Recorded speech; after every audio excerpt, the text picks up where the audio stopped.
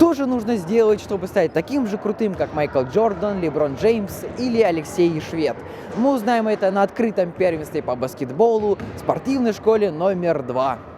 Баскетбол – вид спорта, требующих больших усилий и врожденных способностей, например, роста. Мы приехали узнать, как обстоят дела с баскетболом в республике. Все самые способные и юные баскетболисты в спортивной школе Олимпийского резерва номер 2. На первенстве города Уфы по баскетболу среди спортсменов 2013 года и младше. Нам удалось взять интервью и узнать, что нужно, чтобы стать профессиональным баскетболистом.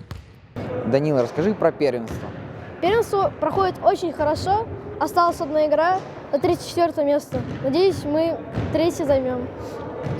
Расскажи, как прошли игры? Хорошо. Некоторые выиграли, некоторые проиграли. Играли с лицеем, будем сейчас играть с Буздянским районом. Достойные противники. Расскажи про свою команду. В нашей команде есть достойные игроки и немножко похуже. Тренируемся мы год, не меньше, не больше, достаточно.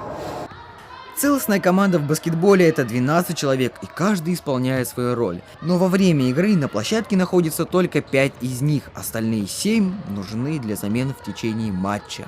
На первенство приехало 11 команд из разных городов Башкортостана, 7 команд юношей и 4 команды девочек. И мы смогли пообщаться с юным Майклом Джорданом. Глеб, как тебе первенство? Мне оно понравилось. Талурка у нас команда. Мы живем в Белорецке. Мы 2 раза проиграли, но 3 раза тоже выиграли. Мы играли с Уникой, с 2, Уфа-1, Уфа-2. Еще мы играли с лицеем номер 1 и с Сибаем. Как тебе уровень спортсменов? Мы играли не очень хорошо. Некоторые игроки получили свой уровень, но некоторые не получили, некоторые плохо играли, не уверены в себе были. Победителями на этих соревнованиях стали: среди парней 3-е место занимает спортшкола номер 2, 2-е место занимает снова 2-я спортшкола, и 1-е место занимает команда лицея номер 1 и спортшкола номер 2.